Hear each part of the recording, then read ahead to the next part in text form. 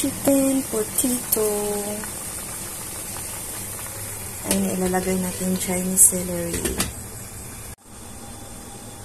Ito yung sauce na ginamit ko. Bali, naglagay lang ako ng 1 teaspoon.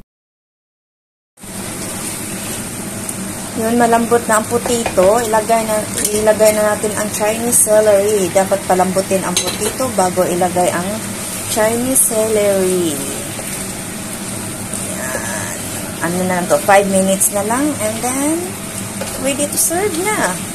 So, takpan muna natin ng 5 minutes. Then, balikan natin. Tumala ito sa dito.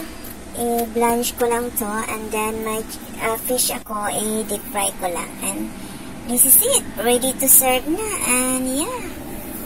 Waiting to my employer na lahat. Thank you.